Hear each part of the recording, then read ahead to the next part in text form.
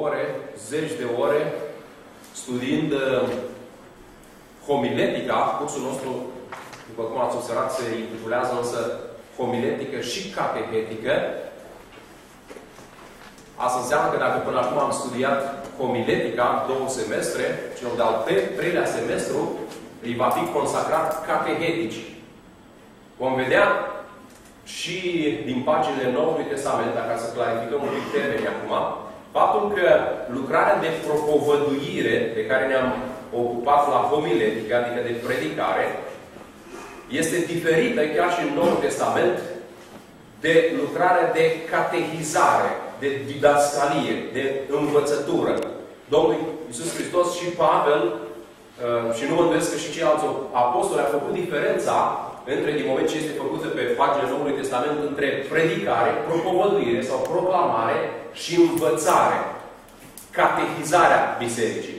Dacă în prima parte a cursului nostru, care a ținut un an de zile, da, pe timpul anului întâi, ne-am ocupat de, am studiat la homiletică, ne-am ocupat de predicare, semestrul ăsta, cu ajutorul lui Dumnezeu, ne ocupăm de catehizare, de activitatea de catehizare sau de lucrarea catehetică în biserică. Dar cum să învățăm biserica cuvântul lui Dumnezeu? Cum să aprofundăm cuvântul lui Dumnezeu? Cum să ne, dacă vreți, cum să ne organizăm activitatea catehetică? Asta înseamnă că vom învăța în primă fază cum să diferențiem în practică.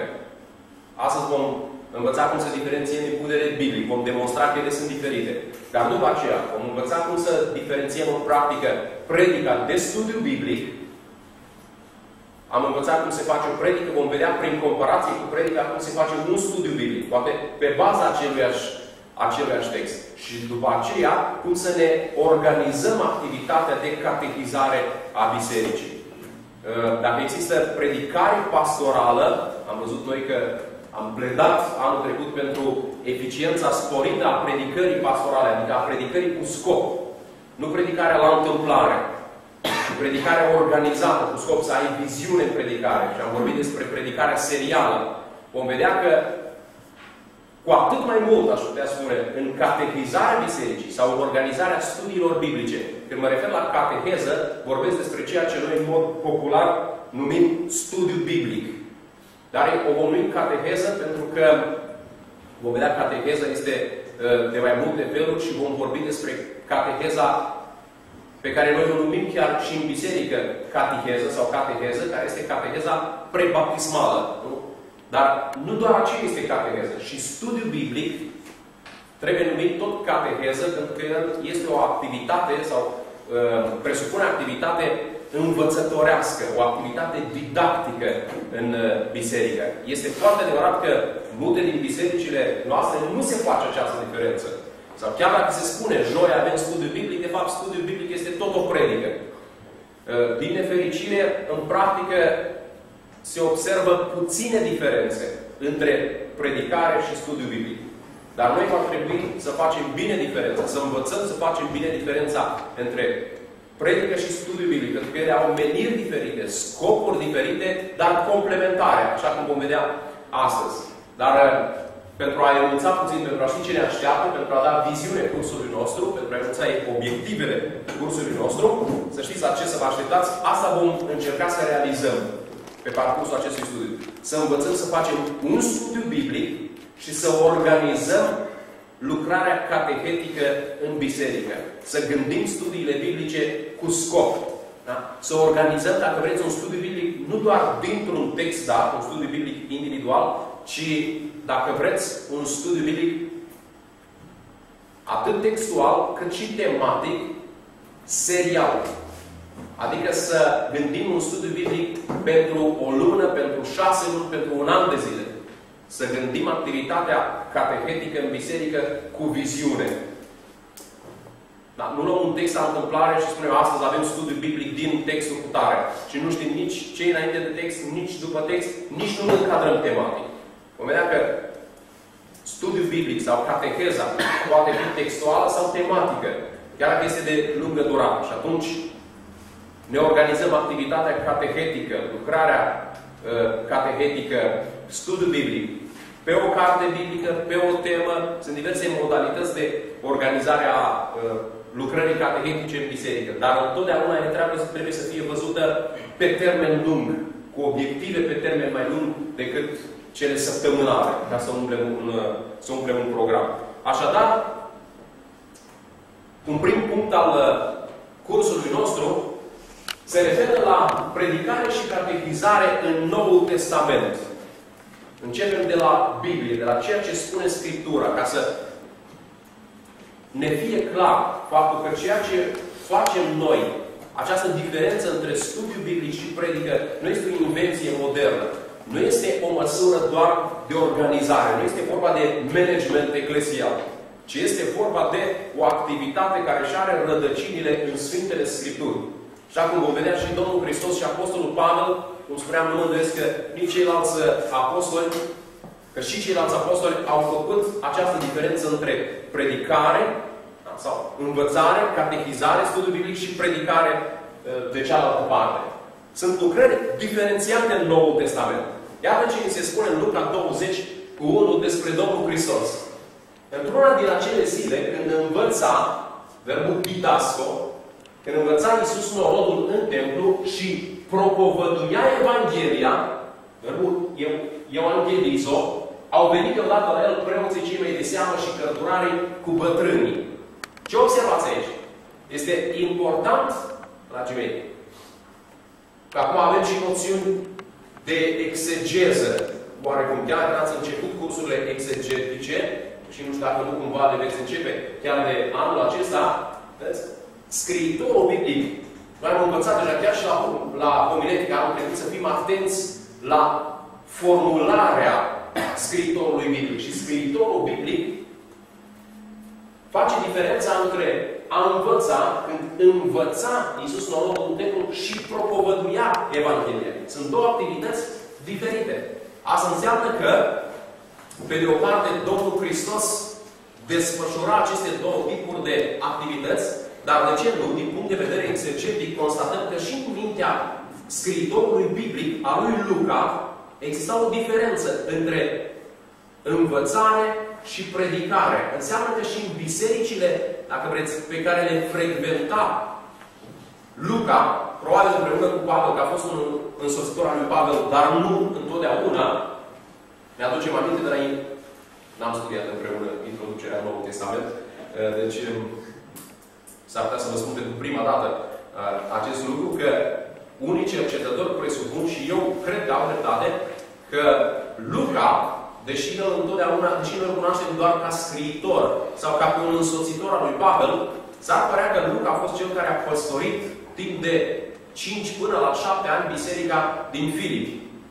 De ce? Pentru că primul discurs, nu este discurs, mă scuzați, pasaj narrativ din Faptele Apostolilor, care este narat la persoana întâia plural, noi am înțeles la întâia plural, este cel din Fapte 16, când Pavel este în Filipi. Se desfășoară acea activitate din Filipi, Lidia cu temnicerul, și după ce se termină lucrarea din Filipi, narațiunea nu se mai desfășoară la întâia plural, ci la a treia singular sau plural. Că Pavel s-a dus, ei au făcut și așa mai departe. Ceea ce ne face să înțelegem că Luca a rămas în Filipi după ce s-a înființat acea bisericuță, acel nucleu de credincioși. Și după aceea, primul pasaj narrativ la întâia plural, din câte mi-aduc aminte, este în Fapte 20. Când Pavel se apropie de Ierusalim, asta înseamnă în preajma anului 57. Deci dacă prin Filipi a ajuns în anii 50, probabil, 50, și pe urmă Luca își reia activitatea alături de Pavel prin 57, să zicem că undeva între 5 și 7 ani, Luca e posibil să fie rămas în Filip, să fie păstorit acea biserică. Acum, vedeți, este un pastor, aș putea spune anonim, pentru că nicăieri nu se spune că păstorul bisericii din Filip ar fi fost Luca. Să zicem că păstor el este anonim. Nu-i se cunoaște în mod amănunțit activitatea pastorală, dar asta nu înseamnă că nu este important. Epistola Apostolului Pavel către Filipeni este singura epistolă în care nu apare nicio mustrare. Biserica din Filip este considerată, după cum reiese din epistolă, biserica ce a fost cea mai apropiată și sufletește și material de Apostolul Pavel. Cea mai sănătoasă biserică din cele cărora le-a scris Apostolul Pavel. Despre ei spune Apostolul Pavel că de la începutul Evangheliei, de la începutul lucrării lui, de când i-a cunoscut și până în momentul scrierii epistolei, ei au fost alături de Pavel, au fost părtași, zice Pavel, la aceluiași har. Au luat parte la lucrarea lui Pavel. Probabil prin ajutor financiar, de fapt, cel mai sigur prin ajutor financiar, pentru că Pavel le mulțumește în câteva rânduri pentru ajutorul financiar în epistolă și i-au trimis și un slujitor, să zicem așa, care să-l asiste pe Pavel. Este vorba de Epafrodit. Era un filipean pe care biserica l-a trimis să fie alături de Pavel, să îngrijească de nevoile lui Pavel. Așadar, după această poate prea lungă paranteză, vedem că în gândirea lui Luca, în calitate de, dacă vreți, și păstor și teolog, exista o diferență între a învăța și a propovădui. Probabil el însuși, când a lucrat în Filip și unde a mai lucrat în bisericile în care a activat, a făcut această diferență între propovăduire și învățare, didascalie. Fapte 20:20, iar și Luca, tot Luca este autorul acestui text, de data asta este vorba despre de Pavel. Știți că n-am ascuns, spune el, le spune prezbiterilor din Efes, în acel discurs de rămas bun. N-am ascuns nimic din ce vă era de folos și nu am temut să vă propovăduiesc anangelo, un alt verb folosit pentru propovăduire, anangelo, și să vă învăț didasco, același didasco, înaintea norodului și în casă. Iarăși diferența, vedeți, dintre propovăduire și învățare. Am și propovăduit, adică am și proclamat, să conturăm imediat mai bine termenii, semnificația termenilor, am și proclamat, am și învățat. Fapte 28:30-31. Este vorba de același Pavel, dar de data asta nu el vorbește, ci se spune despre el. Pavel a rămas 2 ani întregi în temnițarea lui romană, într-o casă pe care o luase cu chirie. Primea pe toți care veneau să-l vadă, propovăduia, un alt verb folosit foarte des în Noul Testament pentru a predica, keruso, predicator kerux, propovăduia împărăția lui Dumnezeu și învăța, același didasco, deși nu este singurul verb folosit pentru învățare, dar este cel mai frecvent folosit, și învăța pe oameni. Deci propovăduia împărăția și învăța pe oameni cu toată îndrăzneala și fără nicio piedică cele privitoare la Domnul Iisus Hristos. Acum, care ar fi semnificațiile de bază a acestor două cuvinte? A propovădui pe o parte și a învăța.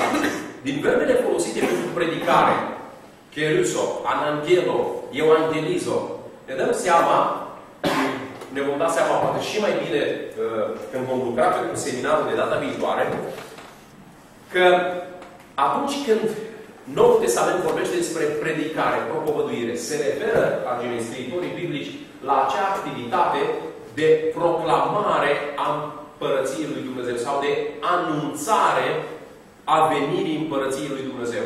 Nu doar sub aspectul ei viitor, adică va veni Domnul, se va instaura împărăția lui Dumnezeu, ci și sub aspectul ei prezent. Noi știm și veți învăța mai multe în anul ăsta, dar poate ați luat contact cu această formulă încă de anul trecut, de la introducere în Noul Testament.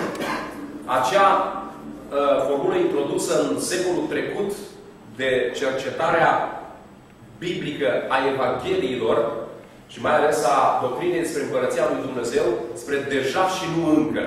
Adică Împărăția lui Dumnezeu este deja prezentă, dar încă nu s-a desfășurat plenar. Deci avem deja Împărăția lui Dumnezeu pe pământ și totuși nu încă. Vedeți? Și în învățătura Domnului Iisus Hristos despre Împărăție, nu? Această tensiune escatologică, așa este numită ea de către cercetători, între aspectul ei prezent, dacă eu scot dragi cu degetul lui Dumnezeu, Împărăția lui Dumnezeu s-a apropiat de voi. Împărăția lui Dumnezeu este în inima ta, în gura ta. Împărăția lui Dumnezeu este între voi și totuși când va veni Fiul omului în slava sa, deci, va și veni. Unul va fi luat, altul va fi lăsat și așa mai departe. ce demonstra Domnul Iisus Hristos, spre deosebire de ce credeau ei atunci, că Împărăția lui Dumnezeu are doar un aspect viitor, trebuie să se arate în urma unui cataclism, da?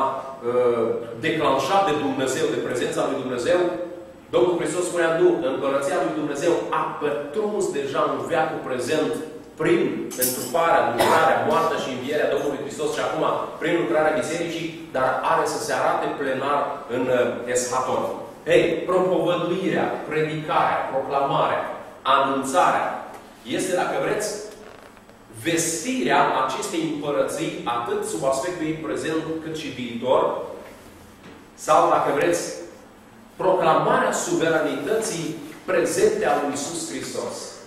Când predicăm, dragii mei, când predicăm, ce trebuie să facem noi? Trebuie să vorbim despre Împărăția lui Dumnezeu care ocupă domeniile din viețile oamenilor noștri și în privința cărora, asta este, dacă vreți, asta este reacția comună tuturor oamenilor care au crezut propovăduirea, și anume, luarea unei decizii vis-a-vis de Împărăția lui Dumnezeu.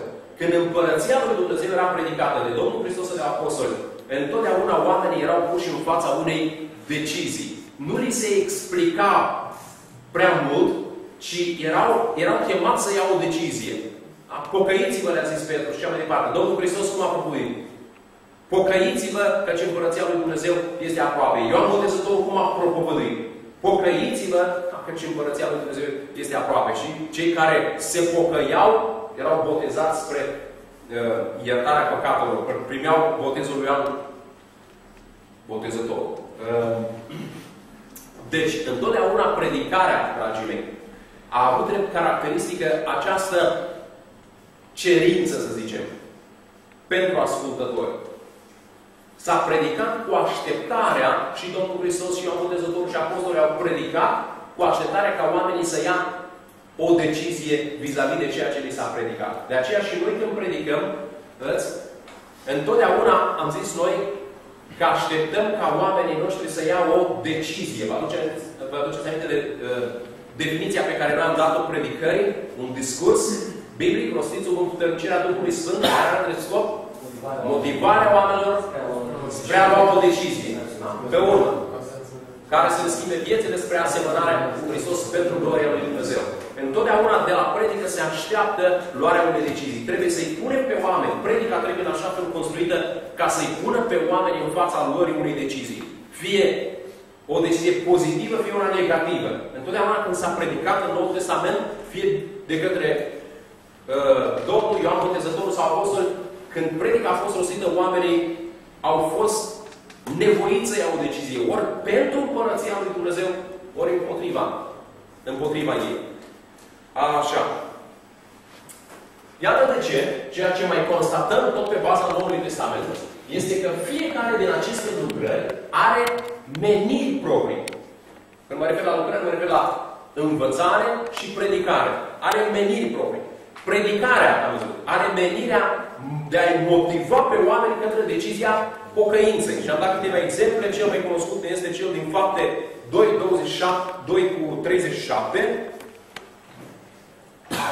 Fapte 2:37 zice: după ce au auzit aceste cuvinte, au rămas străpuși în inimă și au zis lui Petru și ceilalți apostoli: fraților, ce să facem? Da? Au fost motivați. Petru le răspunde: pocăiți-vă, da? Decizia pe care trebuie să o ia, pocăiți-vă, pocăința este o decizie și întoarceți-vă la Dumnezeu și așa mai departe. Și apoi în 40:41 zice: și cu multe alte cuvinte, chiar uitați-vă la termen, mărturisea, îi îndemna și zicea. Totul era sub formă, dacă vreți, de motivație, să zicem. Era discurs motivator. Mântuiți-vă din mijlocul acestui neam ticălos. Nu avem aici o învățătură, o didascalie, expunerea unui text sau unei învățături, ci discurs motivator. Mântuiți-vă, ieșiți din mijlocul lor, pocăiți-vă și așa mai departe. Și în 41 zice: ce decizie au luat ei? Cei ce au primit propovăduirea, au luat decizia pozitivă, au fost botezați. Botezul atunci însemna comunicarea publică a acestei decizii, au fost botezați și în ziua aceea la numărul ucenicilor s-au adăugat aproape 3000 de suflete. Catehizarea de cealaltă parte presupune explicarea adevărului mântuitor. Meniri diferite. Motivarea prin predicare și explicarea prin catehizare. Faptele Apostolilor, capitolul 16, cu 4. Zice, pe când trecea prin cetăți, zice de Pavel, învăța pe frați să păzească hotărârile apostolilor și prezbiterilor din Ierusalim. De data asta, vedeți, oamenii nu mai erau chemați să ia decizia pocăinței, ci erau învățați cum să trăiască în acord cu hotărârile bisericii de la Ierusalim. Era vorba de expunere, era vorba de activitate didactică. În 18:11 se spune despre activitatea lui Pavel în Corint. Deci după ce a propovăduit acolo, după ce, că spune că a propovăduit, n-am mai notat versetul ăsta, este vorba de versetul 4, unde spune, Pavel vorbea în sinagogă în fiecare zi de dată și îndupleca pe iudei și pe greci, așa, pe urmă zice, dar când au venit Sila și Timotei din Macedonia, Pavel s-a dedat în totul propovăduirii, așa, și dovedea iudeilor că Iisus este Hristosul, și apoi în 11, uitați ce decizie ia Pavel. Aici, adică în Corint, a rămas 1 an și 6 luni și, nu mai zice că propovăduia, și cred că a făcut și asta, învăța printre corinteni cuvântul lui Dumnezeu. Asta înseamnă că după ce s-a format un nucleu al bisericii, da, am început să-i învețe. Pentru învățătură, vedeți, a avut nevoie de cel puțin 1 an și 6 luni. A considerat că acolo, pentru învățătură, trebuie să se stea. Când predici Evanghelia și aștepți ca oamenii să iau o decizie, acea decizie este luată, dacă vreți, spontan, instantaneu. Ori învățătura cere timp. Este nevoie de o detaliere a adevărului mântuitor pentru ca oamenii să crească așa cum vom vedea. Fiecare din aceste lucrări se adresează unor zone diferite ale sufletului uman. Știm că sufletul omenesc, dragii mei, este o entitate foarte complexă. Fără a ne lansa în discuții de antropologie biblică sau patristică sau creștină în general, știm cu siguranță că de sufletul nostru țin voința, rațiunea și sentimentele. Avem partea afectivă, vom vorbi de partea volitivă, de latura volitivă, voința, și de latura rațională. Am spus latura afectivă, deci afectivă, volitivă și rațională. Mintea omului trebuie și atinsă de cuvântul lui Dumnezeu. Afecțiunile, sentimentele noastre, voința noastră și rațiunea noastră. Și atunci, prin predicare, ne sunt atinse în mod deosebit laturile afectivă și volitivă. Oamenii simt ceva și apoi iau o decizie, nu că rațiunea n-ar participa. Ba da, participă, sigur că participă că orice care ia o decizie, o ia în mod propriu, meditează la ea, se gândește la ea, dar cu precădere sunt atinse aici aceste două dimensiuni ale sufletului omenesc. Cea afectivă, zice Scriptura, au fost străpunși în inimă și apoi au întrebat ce să facem. Dar prin catehizare, prin învățare, este atinsă cu precădere latura cognitivă. Este pusă mintea la contribuție. Trebuie să ne fie explicate, trebuie să reținem, trebuie să asimilăm, trebuie să gândim, trebuie să acumulăm acele cunoștințe care ne sunt expuse. Doctrine, eu știu, învățături și ce ne mai este expus prin catehizare. Și ambele afectează comportamentul uman. Bineînțeles, nu doar comportamentul, dar în comportament se văd rezultatele acestor două lucrări. Deci, prin predicare ne sunt afectate în modul în sentimentele și voința, prin învățare, latura cognitivă, rațiunea și toate acestea, ambele lucrări, nu, duc la un comportament cristic. Fiecare dintre aceste lucrări are rezultate proprii. Deci urmărim niște scopuri specifice. Predicarea are scopurile specifice, învățarea are scopurile specifice. Și anume, prin predicare, așa cum am văzut și din Noul Testament, urmărim pocăința. Fie că e vorba de acea decizie instantanee de a ne întoarce la Dumnezeu, sau ca oamenii să se întoarcă la Dumnezeu. Fie că e vorba de pocăința celor care au luat această decizie cu ceva timp în urmă și ei trebuie să se pocăiască cu privire la anumite aspecte din viețile lor.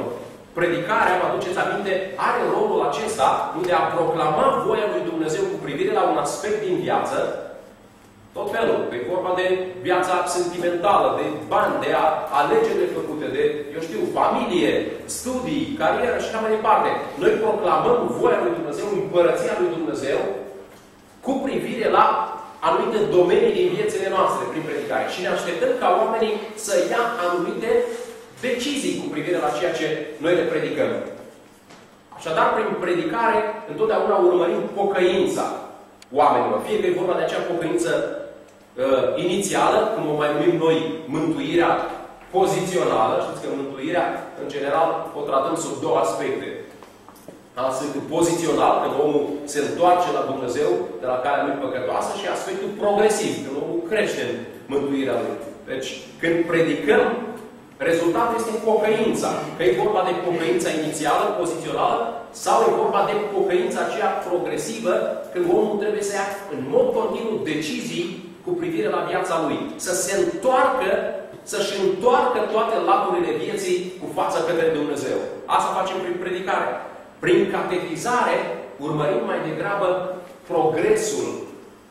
Prin pocăință, prin predicare pocăința, decizia. Pe urmă, după ce omul ia decizia, repet, că e vorba de decizia inițială, că e vorba de decizii pe parcursul creșterii lui, omul acela trebuie să progreseze în decizia pe care o luat. De aceea Apostolul Petru spune, pocăiți-vă, le zice, pocăiți-vă, fiecare să fie botezat și apoi veți primi darul Sfântului Duh. Deci este vorba de o creștere, de un progres. Oamenii s-au pocăit atunci.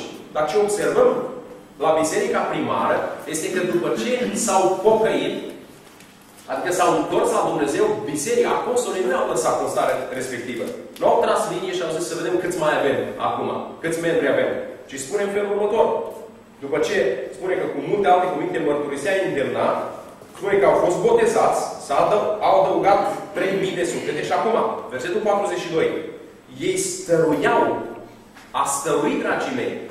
Pentru a stărui și a pierdut un pic în mințile noastre, în concepția noastră și a pierdut un pic în semnificația lui biblică, pentru că a căpătat o semnificație pentecostală. Ce înseamnă a stărui la noi? A insista. Asta înseamnă a stărui în limba română. De aia și la noi stăruința înseamnă rugăciunea insistentă. Așa. Sunt diferite forme și sunete. Numai că în general, unde avem în Noul Testament verbul a stărui, sau unde ne este tradus cu a stărui, avem în limba greacă, în general, de cele mai multe ori, verbul proscartereo, care înseamnă a se dedica, a continua, a persevera în ceva. Deci, a stărui nu înseamnă doar a insista în rugăciune, ci a persevera, a continua, a fi constant. Și acum, când zice aici, ei stăruiau în învățătura apostolilor, se poate stărui și în altceva, nu numai în rugăciune. Pentru că a stărui înseamnă a persevera, a te ține de o treabă. Așa. Și acum, ei se țineau în mod constant de învățătura apostolilor, de legătura frățească, frângerea pâinii și în rugăciune. Deci exista și stăruință în rugăciune. Ce vreau să spun este că după ce oamenii aceștia au trăit pocăința, a urmat progresul. Și progresul, după cum observați, începe cu învățătura apostolilor. au fost integrați în niște activități care să le asigure progresul în sfințirea lor, în înaintarea lor, în asemănarea cu Hristos, în schimbarea vieților. De aceea și în activitatea, dacă vreți, pastorală, frații, și aș putea spune pastoral catehetică din biserică, trebuie să ne asigurăm că avem predicare prin care îi chemăm pe oameni la pocăință, chiar și pe pocăiți trebuie să-i chemăm continuu la pocăință, nu pentru că ei au uitat și pocăința, ci pentru că sub diverse aspecte din viețile lor au nevoie de pocăință. Și pe urmă, prin studiu biblic, catehizare, prin învățare, le arătăm cum să progreseze în deciziile acelea pe care le-au luat. Și rezultatul este mântuirea. Pocăința prin predicare, progresul prin catehizare și își duc până la capăt, cum zice Apostolul Pavel, mântuirea. De aceea, acum, la finalul acestei ore, înainte de a lua pauză, vreau să enunțăm și o definiție a catehezei biblice, a catehezei creștine. Am numit-o biblică, pentru că, în general, în bisericile noastre, numai cateheze biblice o să ținem, deși ar fi interesant, la un moment dat, când cateheza este tematică, să includem și capitole, dar nu toate bisericile ne vor permite, să includem și capitole mai teologice. Adică să vezi, când dezvolți o temă, să vezi cum apare ea în Vechiul Testament, cum apare în Noul Testament și la un moment dat să vezi cum apare în primele 4 secole ale bisericii. Cum apare în perioada Reformei trăită. Că au fost oameni credincioși care au trăit și au scris în diverse epoci. Să vedem cum nu ar fi interesant, roditor. Dar, repet, nu toate bisericile ar fi deschise pentru așa ceva. Să vezi cum a gândit biserica doctrina aceasta, tema aceasta, în primele 4 secole de existență, în contextul persecuțiilor, nu? Că a fost o provocare. În contextul luptei contra ereziilor. Și asta a fost o provocare. După ce a scăpat de persecuție, a trebuit să lupte cu ereziile. Cum au gândit-o reformatorii. Dacă nu îi recunoaștem pe părinții bisericii, și unii nu îi recunosc pe părinții bisericii ca fiind părinți, atunci niște părinți trebuie să avem și noi. Hai să recunoaștem măcar pe reformatori ca fiindu-ne părinți. Așa. Hai să vedem ce au spus ei. Mari reformatori. Că avem iarăși o perioadă din istoria bisericii căreia noi, pentecostalicii, suntem tributari, să zicem, și anume epoca Marilor Treziri. Hai să luăm epoca Marilor Treziri, să vedem ce au zis promotorii, oamenii prin care Dumnezeu a făcut aceste treziri. Și să o luăm, eu știu, dacă nu o luăm de la clasici, de prin secolele, din secolul 17, să zicem, așa, cu Baxter și cu alții, hai să o luăm măcar din secolul 18, cu Edwards, pe urmă, da? Finney, Spurgeon în secolul 19. Sunt niște comori, să zicem așa, de învățături foarte sănătoase pe care noi le descoperim cam greu și dacă le descoperim, le expunem destul de greu. Dar ar fi interesant dacă nu consacrăm mai multe întâlniri, mai multe predici acestor învățături, ar fi interesant ca dacă ținem o cateheză, un studiu biblic tematic, să ne ocupe învățătura biblică cea mai mare parte a timpului și o lecție finală am putea o avea pe învățătura, să zicem, creștină, să o numim așa, da? Pe tema respectivă. Și să luăm câțiva părinți ai bisericii, să luăm într-o singură seară, într-o jumătate de oră, să luăm măcar 2 reformatori, Luther, Calvin, câteva nume din Marele Treziri, să ajungem în prezent. Să vedem cum este ea gândită de biserică în prezent. Sau să tragem o concluzie. Așa. Dar, repet, îi zicem pe altă cateheză biblică. Că ea este cateheză biblică, chiar dacă vedem cum s-a reflectat în învățătura respectivă și în istoria gândirii creștine. Cateheza biblică este un discurs didactic, învățătoresc. Este un discurs didactic, rostit sub împuternicirea Duhului Sfânt. Chiar că învățătorii, de obicei oamenii cu vocații de învățători, nu sunt atât de harismatici, nu varsă flăcări pe gură, dar oricum, toți sub împuternicirea Duhului Sfânt vorbesc. Au fost predici citite sub împuternicirea Duhului Sfânt. Iar ale noastre rostite sub impulsul momentului, nu mai au aceleași rezultate ca cele pe care le-au avut predicile lui Jonathan Edwards, citite și citite destul de monoton. Iată că citirea lui a fost mai duhovnicească decât predicarea noastră așa, impulsivă, vulcanică și fără să știm textul dinainte. Da? Repet, nu mă mai țineți de vorbă că n-am terminat definiția. Cateheza biblică este un discurs didactic rostit sub puternicire a Duhului Sfânt, prin care se explică, mai mult decât se aplică, se explică învățătura biblică în vederea dobândirii de către credincioși creștini a mentalității, latura cognitivă, a mentalității, caracterului și apoi a conduitei hristice. Mentalitate, caracter, conduită. Gândire, ceea ce numește Biblia înțelepciunea duhovnicească, gândire, caracter, cum gândim, ce suntem, ce facem. Așa. Deci, discurs didactic, rostit sub puternicia Duhului Sfânt, prin care se explică învățătura biblică în vederea dobândirii de către credincioși și creștini a mentalității, caracterului și conduitei hristice. Mulțumesc pentru atenție. Pauză. Continuăm cu un al treilea punct al discuției noastre, care se referă la catehizarea bisericii ca misiune fundamentală a slujirii pastorale. Și aici poate ar fi bine să ne oprim pentru câteva cuvinte, pentru că interacționăm iarăși din plin cu practica pastorală cotidiană, să zic așa, în care observăm un anumit fenomen nefericit, și anume, păstorii începe să le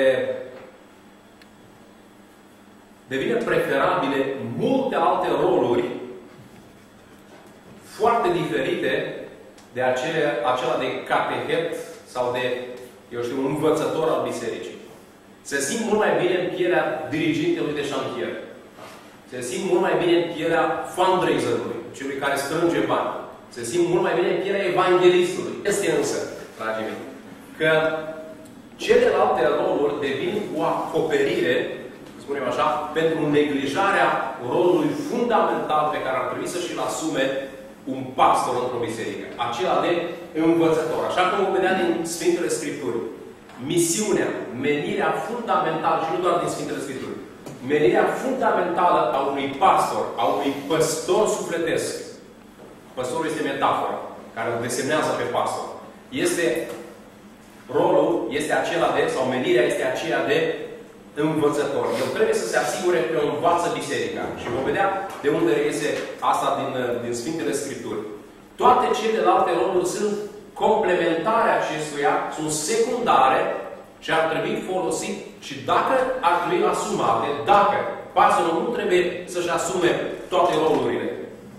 Dar dacă sunt asumate, trebuie să fie, să zic așa, să vină în ajutorul acestui rol învățătoresc pe care el trebuie să-și-l asume în biserică. Adică să-l ajute să devină un învățător mai bun, un predicator mai bun. Dacă se implică, să zicem, în consiliere, pastorul trebuie să facă și consiliere. Unii aleg să nu facă pentru că recunosc că nu se pricep. Poți fi un predicator bun fără să fii un consilier bun. Dar dacă alege să se dedice și consilierii într-o anumită măsură, el trebuie să o facă tot cu gândul acesta că se va apropia de oamenii săi pentru a-i cunoaște mai bine, nu ca să-i predice, ci ca să recunoască nevoile, pentru că atunci când va predica și îi va învăța, să știe, să fie relevant, să li se adreseze, să se adreseze unor nevoi concrete. La fel ca și alte roluri pe care el și le asumă. Este anormal ca un pastor să-și asume alte roluri în detrimentul rolului de învățător. Este într-adevăr bine ca pastorul să fie ajutat, asistat și de alți învățători în biserică. Nu trebuie să, sigur, să îmbrățișeze acea extremă în care să fie unicul mare învățător, da? Sau să zicem, să aibă acel complex Mesia, cum o numesc unii, da? El este singurul care rezolvă toate problemele, știe pe toate. se sacrifică pentru toți și așa mai departe. Nici acea poziție de guru, care le cunoaște pe toate, pot fi învățători care să priceapă lucruri pe care el nu le pricepe, sau lucruri pe care el le pricepe, ceilalți să le priceapă mai bine, însă chiar și în calitatea lui de, vedeți, în calitatea lui de lider, de ucenicizator, pastorul trebuie să se asigure că el își deleagă autoritatea, că el își ucenicizează în primul rând învățători, predicatori în biserică. Degeaba își organizează el foarte bine departamentul financiar, departamentul, eu știu, evanghelistic, aia care merg pe sate și așa mai departe, dacă nu își organizează bine departamentul de învățătură, doctrină și învățătură în biserică. Acolo trebuie el să fie sigur că ucenicizează, că deleagă autoritate, că deleagă răspundere, că îi împuternicește pe oameni, că îi promovează pe oameni. Că de celelalte se pot ocupa și alți păstori și alți slujitori din biserică. Dar asta trebuie să fie grija lui, prima lui grijă. Și dacă deși e greu de crezut, dar dacă constată că Domnul a chemat la pastorație fără să aibă darul învățătorii, e greu de crezut. Asta, în mod normal, învățătorul trebuie să fie și un păstor în biserică, dar n-ar trebui să fie această dihotomie între pastorație și învățătură. În opinia mea, Pavel, când scrie în Efeseni 4:11, acolo și la pe unii apostoli, proroci, evangeliști, păstori și învățători se referă la aceeași slujbă. Păstorii sunt și învățători. Chiar dacă, să zicem, constată că el nu este un învățător foarte competent, va trebui neapărat să aibă acest dar al deosebirii, să zic așa, nu al duhurilor, ci și al oamenilor, și să-și promoveze învățători buni în biserică, să investească în ei, să-i trimită la școli, să-i educe, să le pună la discuție fond de carte și ce mai poate el face ca să-și întărească această echipă de învățătură în biserică. Adi. Vreau să vă întreb ce părere aveți despre evanghelistul care se ocupă de, într-un fel sau altul, la nivel de funcții sau statut în biserică ca păstor. Dacă el are vocație la nivelul funcției. Vocație mai mult inclinația lui să vede evanghelist. Da. Darul ăsta de a proclama Evanghelia. Dacă el totuși a ajuns păstor acolo și Domnul nu l-a chemat doar temporar la slujba asta, că un păstor poate, un evanghelist poate face slujbă temporară de păstor, atâta cât îi permit posibilitățile lui, înzestrările lui de la Dumnezeu. Cert este că nu va face cu maximum de eficiență, dacă el e chemat să facă lucrul unui evanghelist. Dar dacă totuși e păstor, va trebui să remedieze împuternicindu-i pe alții, ajutându-i pe alții să crească, motivându-i pe alții, punându-i în puncte cheie, da? Organizând împreună cu ei lucrarea de învățătură în biserică. Altfel, în afară de fapt că el bănuiesc că va fi plecat destul de des, nici dacă el are vocație de evanghelist, nici dacă e în biserică, nu va avea profunzimea necesară lucrării de învățătură. Asta din cauza că păstorul cred că are inclinația asta de a observa în jurul lui în biserică anumiți oameni care au anumite inclinații, abilități de la Dumnezeu, de la Dumnezeu, și păstorul, fiindcă el are darul ăsta de la Dumnezeu de a prostori, de a se îngriji, îl însoțește și îl motivează și stă pe el și îl învață. Pe că evanghelistul de multe ori nu are timpul ăsta și nici măcar în interiorul lui. Chestia asta de a sta în respectivul tânăr, așa mai departe, să-l crească. Da, da. Așa e. Deci dacă ăsta e un caz totuși, să zicem, fericit. Dacă păstorul evanghelist își dă seama, sau sperăm să-și dea seama de importanța învățăturii. Mai tragic este atunci când păstorul își asumă roluri de astea administrative. Așa. Deci, când el devine un birocrat, el știe tot ce mișcă, dacă câte baxuri de hârtie s-au adus, dacă biserica are Xerox, dacă, eu știu, dacă avem suficientă hârtie igienică la toaletă, dacă au venit meșterii la renovat biserica, dacă instalația electrică nu pune în pericol viața oamenilor, dacă, mă rog, rolul pe care ar trebui, nu că ar putea să-și le asume, ar trebui să-și le asume totul alte persoane. Așa. Bun. Haideți să vedem suportul biblic pe care îl avem la această teză. În Vechiul Testament și în Noul Testament avem metafora păstorului cu privire la conducerea poporului lui Dumnezeu. În Vechiul și în Noul Testament. Această metaforă ar fi atât în Vechiul cât și în Noul Testament. Deși noi am înțeles-o pentru că am văzut-o prin lentilele noastre seculare, să zicem, sau influențată de cultura noastră seculară, o cultură managerială, o cultură a leadership-ului modern, o cultură, și mă refer chiar și la evangelicalismul românesc, care este întrucâtva influențat de cel american, care promovează, eu știu, un spirit pragmatic în conducerea bisericii. Suntem influențați de cărți care nu sunt rele, dar, eu știu, brațul ăla de cărți al lui Maxwell, care nu sunt rele, dar ele nu sunt totdeauna biblice. Acolo nu avem un profil biblic a ceea ce trebuie să fie păstorul creștin. Ceea ce scrie Maxwell acolo se potrivește și la un CEO, da, la un manager general, la un director general, la, eu știu, la mai ce fel de lider, la șeful de echipă de la McDonald's, da? Și într-o anumită măsură și păstorului, într-o anumită măsură. Dar acolo nu avem o teologie biblică a pastorației.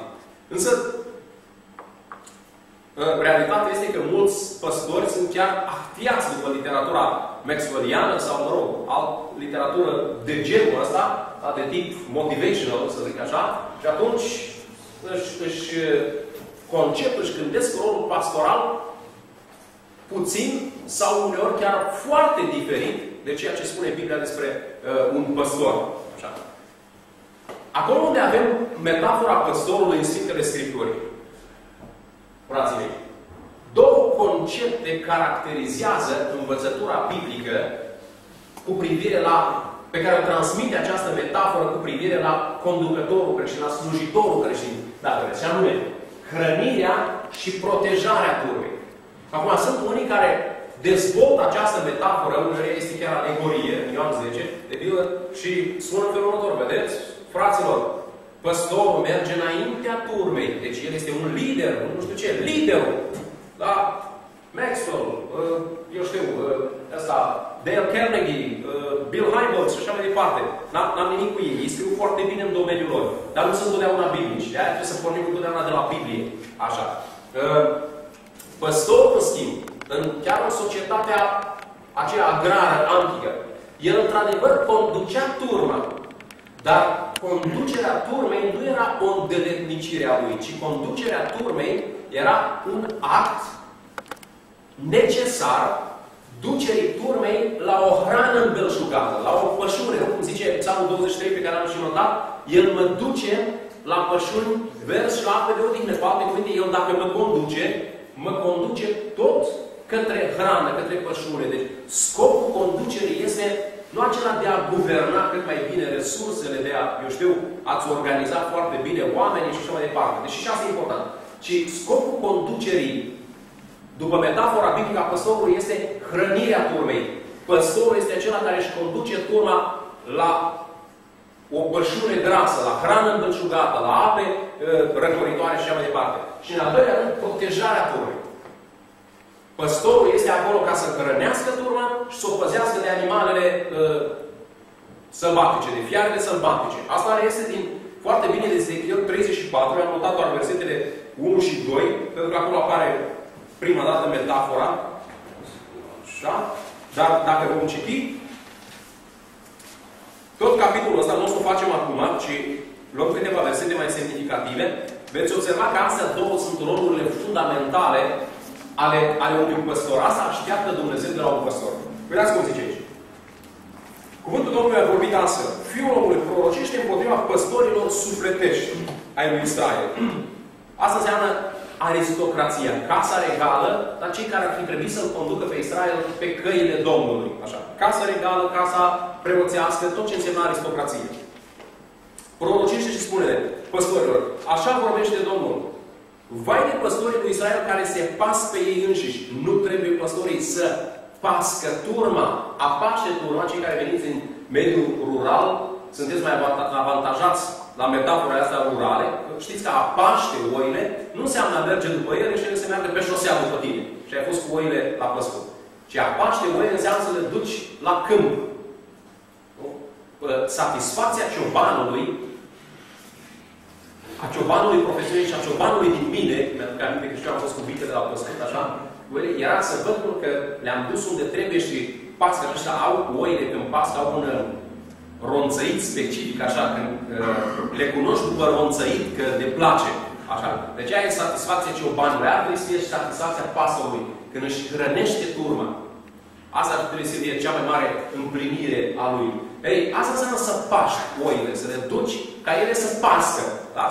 să mănânce. Nu înseamnă doar să mergi și înaintea lor și ele după tine, le-ai dus, le-ai departe, mai duci, le mai plimbi un pic și ele tot rămân de rămân.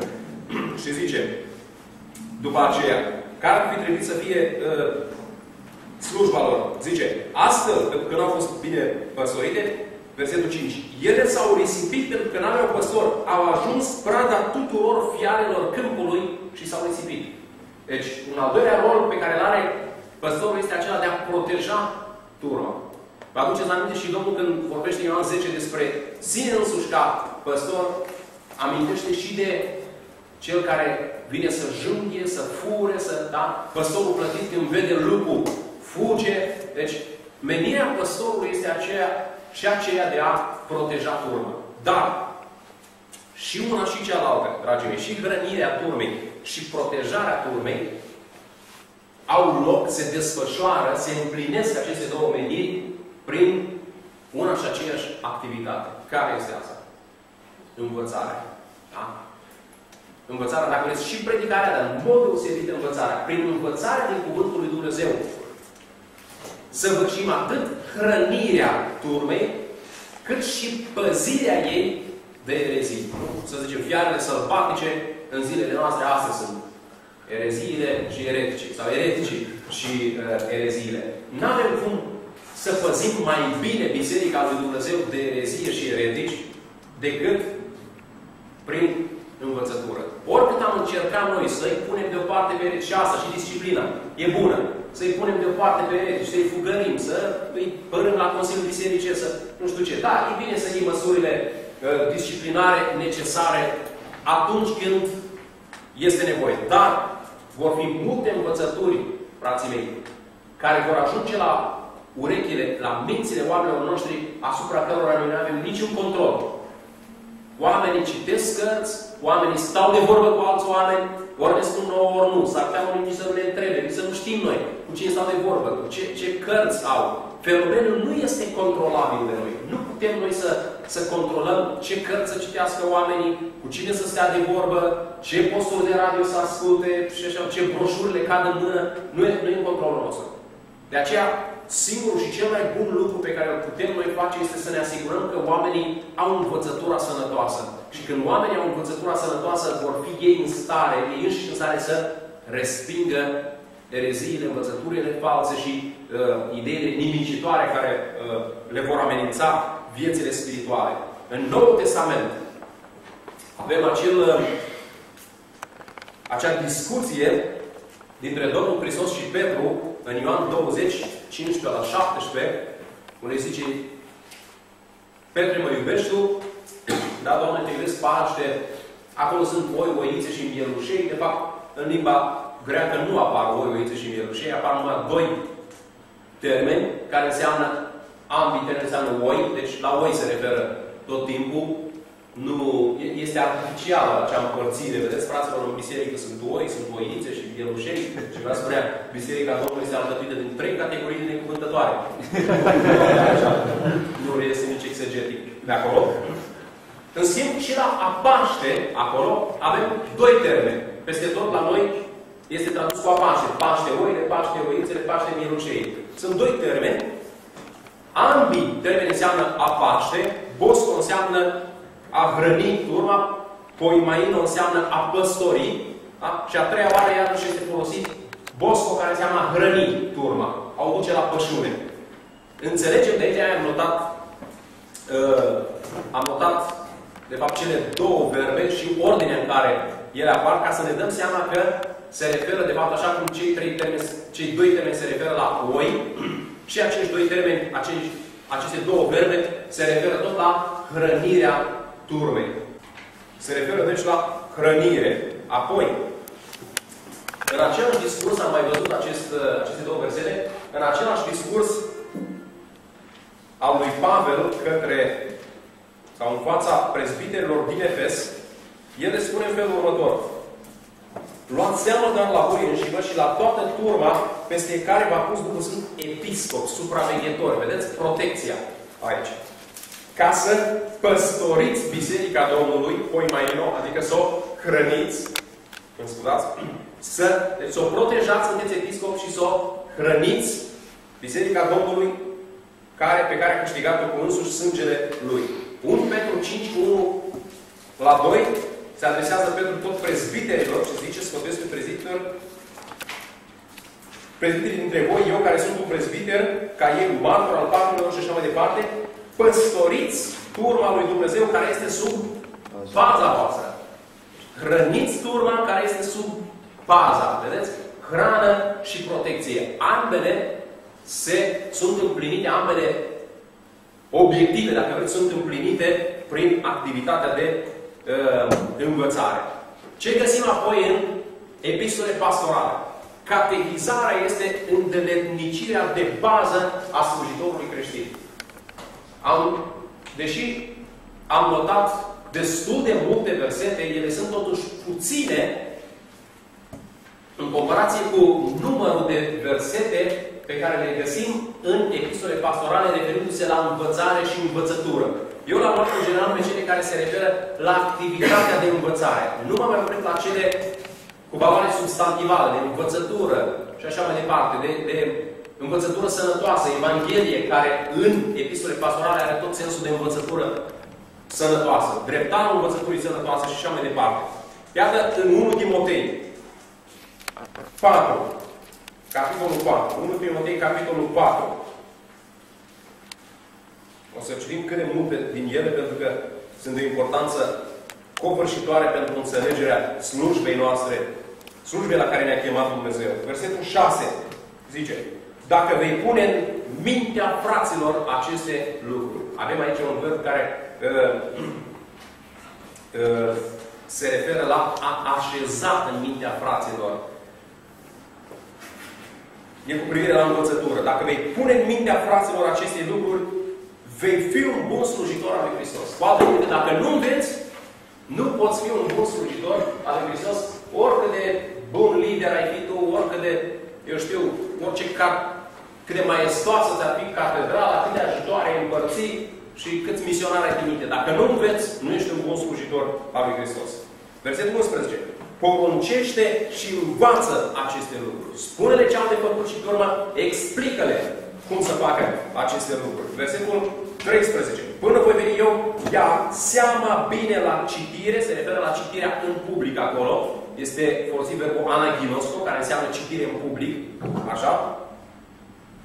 La citire, la îndemnare și la învățătura pe care o dai altora. Versetul 16. Fii cu luarea minte asupra ta însuți și asupra învățăturii pe care o dai altora. Stăruie în aceste lucruri sau insistă în aceste lucruri. Dacă vei face așa, numai dacă vei face așa, te vei mântui pe tine însuți, ești cu luarea minte la tine însuți, și pe cei care te ascultă. Nu poți să... Dacă nu îi înveți pe oameni, ar zice Pavel aici, n-ai făcut tot ce atârnă de tine ca să-i duci pe oameni spre mântuire. Ești responsabil de mântuirea lor. Capitolul 5, versetele 17 și 18. Prezbiterii, care aveau ca îndeletnicire de bază învățătura. Asta era îndeletnicirea prezbiterului. Care cărmuiesc bine să fie învredniciți de îndoită cinste. Cinste aici se referă la remunerație. În cazul în care vă întreabă frații biserică, ce înseamnă aici îndoită cinste? Da? Nu înseamnă dublă ordinare. Sau, ci se referă la remunerație. O să vedeți imediat. Zice, mai ales cei ce se ostenesc cu propovăduirea și cu învățătura pe care o dau altora. Și pe urmă zice că Scriptura zice să nu legi gura boului care trăieră bucate. Clar, se referă la orice comentator pe care îl veți consulta, așa va traduc, unii chiar și traduc versetul ăsta așa, să fie învredniciți de îndoită remunerație, plată, salariu și așa mai departe. Deci, ce vreau să spun este, însă, în afară de partea plătită cu salariu și cu asta care o să vă frustreze oricum când ajungeți în biserică, că nu o să o aveți. Știți că scrie în Biblie și totuși nu. Ceea ce se ostenesc cu propovăduirea și cu învățătura. Dragii mei, partea cea mai frustrantă de care veți avea parte în biserică, mă rog, da, hai să încep. pe care o veți întâlni în biserică nu va fi aceea legată de remunerație. Ci va fi aceea pe care o veți trăi în momentul în care oamenii nu vor realiza că învățarea, propovăduirea și învățarea presupun osteneală. Veți întâlni foarte mulți oameni care vă spune, să predici nu-i greu, să înveți ce e așa mai, sau lucrezi la duminică și te plângi, sau așa. Sau, mă rog, dacă ai terminat o facultate, de acum predica îți vine în mod natural. Sunt foarte majoritatea oamenilor pe care veți întâlni în biserică, să știți, așa consideră. Am întâlnit, de pildă, s-a fost un caz chiar, extrem. Nu, îl cunoșteam bine, un băiat care era elev la școala de misiune la Constanța, actualul CRST. Și atunci era școala de misiune și evangelizare. Avea și un semestru de școală. Și s-a dus în vacanța de iarnă acasă. Și el nu mai predicase niciodată. În semestrul ăla a făcuse și el, eu știu, un cursuleț de hermeneutică, nu, de homiletică. Acolo, cât se putea face la o școală de misiune, că acolo nu sunt pregătiți ca predicator. Ca misionar, e tot o treabă. Și de unde nu predicase el până atunci, se trezește în vacanță de iarnă, pus duminica dimineața la Angon și are timp de predică o oră. Băiatul speriat, așa, și zice la fratele conducător, era într-un sat din Ardeal. Și frate, bă, o oră, zice, și eu sunt la prima mea predică. La care fratele așa foarte convins, măcar ăsta era convins de eficiența educației, așa, zice, bă, mă, frate, zice, acum ai școală. Trebuie să mergi și el avea și el o semestru de școală de misiune. Așa. Numai că, nu, dacă omul are școală, trebuie să facă. Ce vreau să vă spun este că foarte rar veți întâlni oameni care își dau seama cât de mult efort presupune pregătirea unei predici bune, pregătirea unui studiu biblic, să gândești predicarea, chiar dacă e vorba de o predică individuală. Alții când aud, mi-aduc aminte de un frate sfânt așa de la Boboșan, căruia un frate predicator care se pregătea, i-a spus, frate, pe mine, deodată mi-a ore și uneori chiar 10 de ore. Stăteam recent de vorbă cu un pastor, un foarte bun predicator din țară, care îmi spunea că uneori iau o predică și 20 de ore. Bun, el atâta face pastorație, nu are serviciu, nu are 20 de ore, ia pregătirea unei predici, citește tot ce se poate citi și o spune și o scrie cuvânt cu cuvânt. La o predică are un fascicol atâta de gros, cuvânt cu cuvânt și o scrie ca să-și aleagă foarte bine cuvintele. Și el e apreciat pentru treaba asta. Puțini oameni vor înțelege cât de mult efort presupune, poate nu 20 de ore, poate 8 ore. Dacă vă spuneam de fratele ăla de la Botoșani, așa, căruia s-a spus că doamne, mie ia ore și 10 de ore pregătirea unei predici. Că auzi el că ia cu 8-10 ore fratele să-și pregătească predică, dar fratele zice, ticălosule, unde-i Duhul Sfânt? Dacă te pregătești, dacă îți spune, o ostenești, că muncești ca să fii și ticălos. Aici veți vedea, oamenii uneori nu vă vor înțelege nici efortul, nici faptul că nu aveți timp, că vă trebuie timp să vă pregătiți. Până o să le spuneți, doamne, eu am nevoie de timp să mă pregătesc. Ce timp, frații noștri de pe vremuri, nu mai aveam timp să duce până la tine cum s-a putut, fără timp. Vă spun aceste lucruri pentru că Biblia spune că pentru o predicare bună trebuie osteneală. Dar vă spun de ce. Pe de o parte, să nu vă lăsați descurajați de asemenea reacții, pentru că noi ieșim din școală și avem o oarecare naivitate, nu? Naivitatea potrivit căreia oamenii gândesc, dacă nu ca noi, măcar asemenea nouă.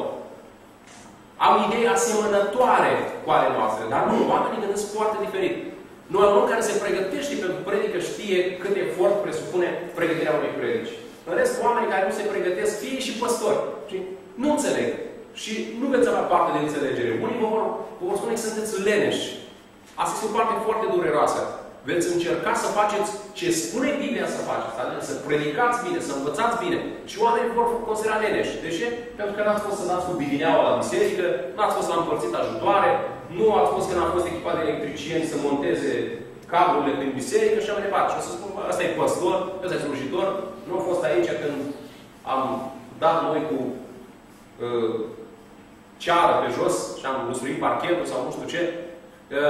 Veți fi ispitiți să vă neglijați rolul fundamental, acela de învățător și predicator, ca să deveniți populari.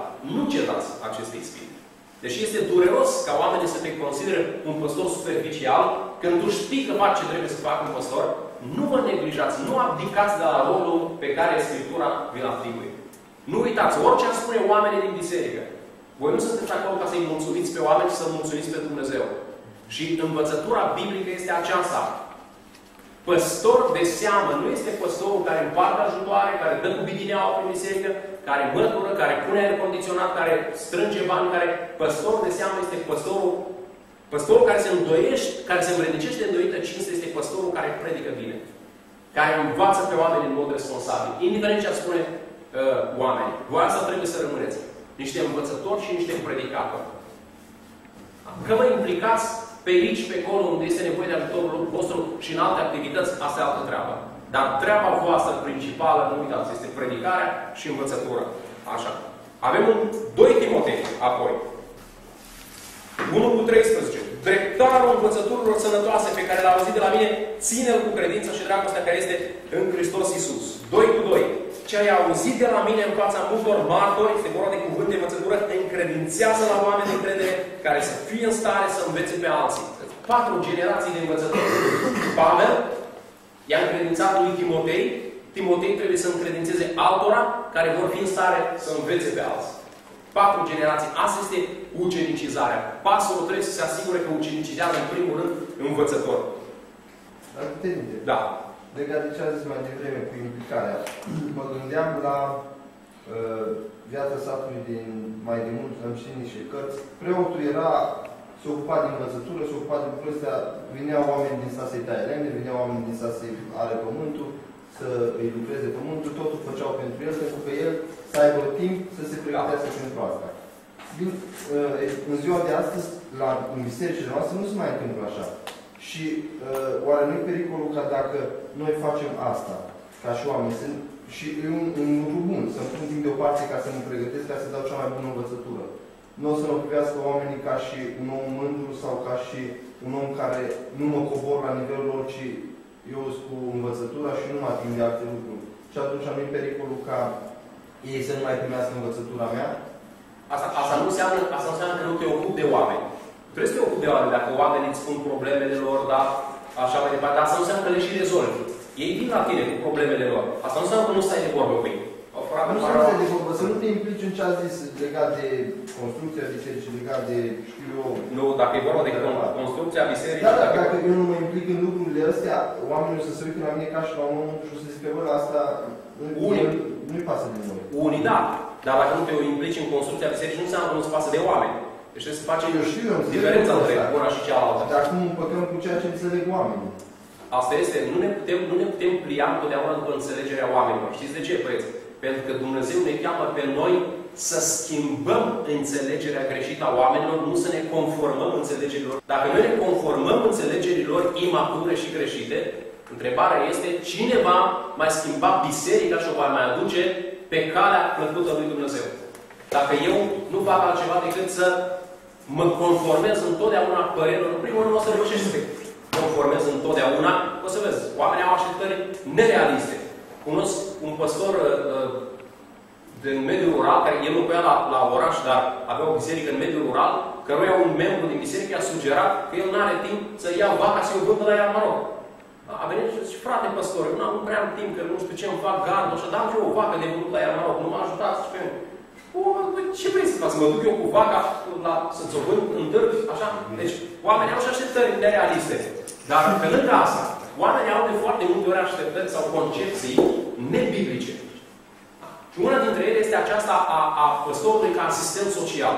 Au această concepție despre păstor ca, eu știu, ca cel care leagă răni, care, eu știu, administrează medicamente, care, sau păstorul ca pompier.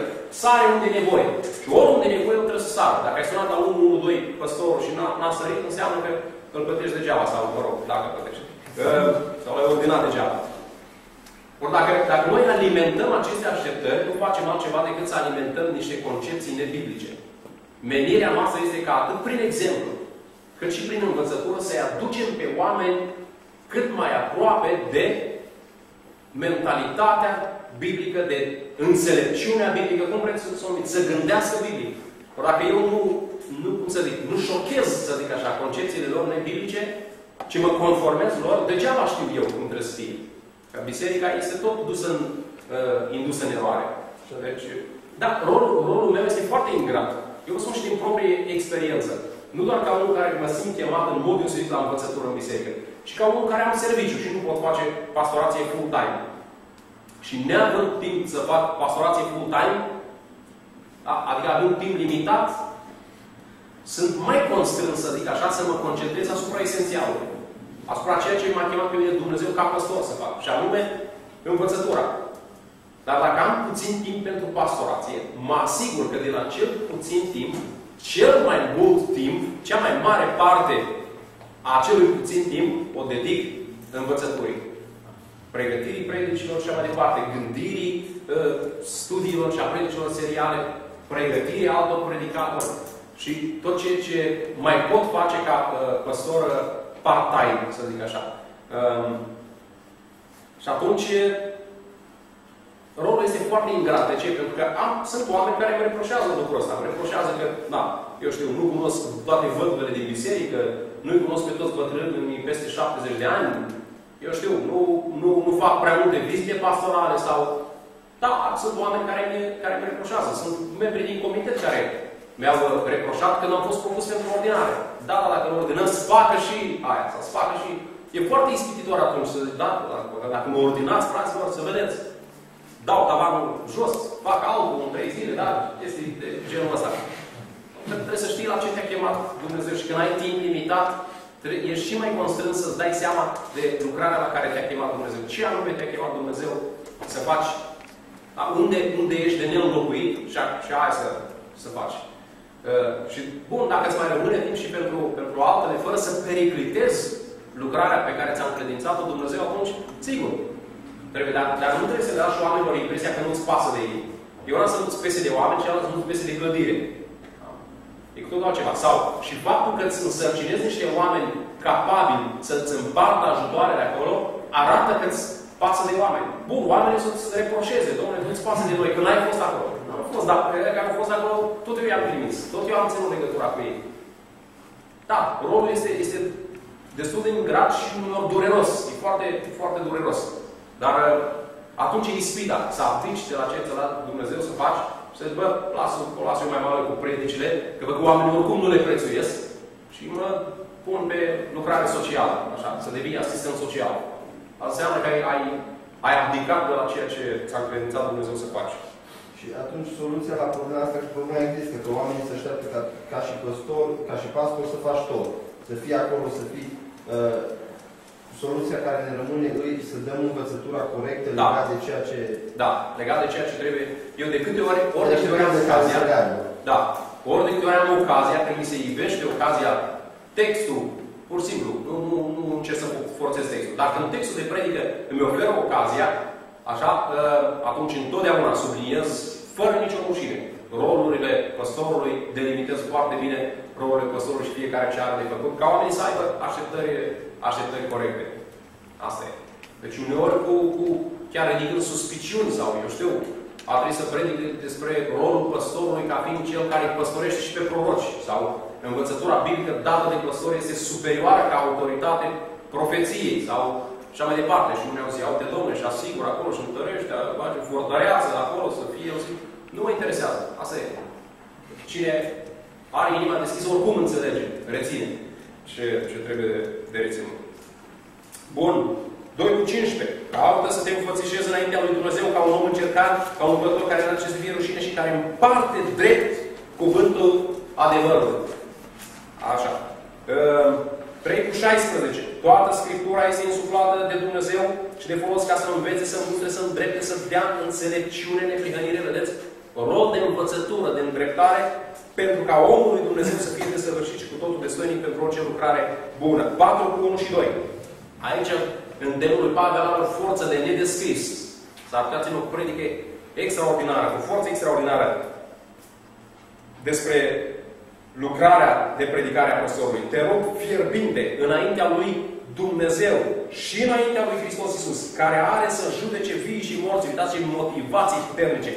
Și pentru arătarea și împărăția sa, cele mai puternice motivații le folosește Pavel. Propovăduiește cuvântul, stăruie asupra lui la timp și de la timp. Mustră, ceartă, îndeamnă cu toată blândețea și învățătura. Cele mai puternice motivații le folosește Pavel ca să-l îndrepte, să-l îndemne pe Timotei către această activitate. Tit 1:9. Așa. Să se țină de cuvântul despre menirea episcopului, rolul episcopului. Să se țină de cuvântul adevărat care este potrivit cu învățătura, ca să fie în stare să sfătuiască în învățătura sănătoasă, vedeți, hrănirea, și apoi și să înfrunte pe potrivnici. Protecția, vedeți? Iarăși, hrănirea pomei și protecția. Protejarea ei. 2:1. Tu însă vorbește lucruri care se potrivesc cu învățătura sănătoasă. Când zice vorbește, aici se referă la învățătură, nu la discuția, la conversație. 3:8. Adevărat este cuvântul acesta și vreau să spui apăsat aceste lucruri pentru ca cei care au crezut în Dumnezeu să fie cei din tâi fapte bune. Să spui apăsat, da? Să insiști, da? Să înveți. Apoi, iată ce spune Martin Luther. Am văzut în metafora păstorului în Vechiul și Noul Testament, am văzut epistole pastorale. Ce spune Martin Luther? Într-o frază, nu este păstor spiritual acela care nu-i învață pe oameni Scripturile. Păstorul, spune el, este prin excelență omul care învață Scripturile pe alții.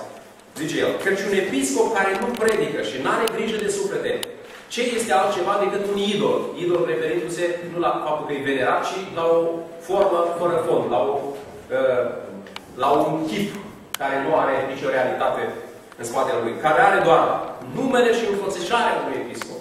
Adică nu e episcopul ăla care nu învață. Cel care nu predică cuvântul, lucru pentru care a fost chemat în biserică, nu este câtuși de puțin preot sau pastor. Da? Pe urmă, slujba preotului este aceea de a predica. Vezi, dragii mei, părinții noștri, reforma. Ăștia sunt părinții noștri. Iată ce a însemnat slujba propovăduirii pentru Luther, reformatorul. Slujba în cuvântul Domnului te face preot și episcop. Asta te face slujitor. Slujba de preot nu este nimic altceva, ci mai radical. Da? Arătați-ne, slujba de preot nu este diaconie, șuruburi, piulițe, așa mai departe. Nu este nimic altceva decât o slujire a cuvântului, aici, decât o slujire a cuvântului. Așadar, dragii mei, slujba la care ne cheamă Dumnezeu pe noi, în mod fundamental, este predicare și, așa spune, în mod deosebit, învățătura.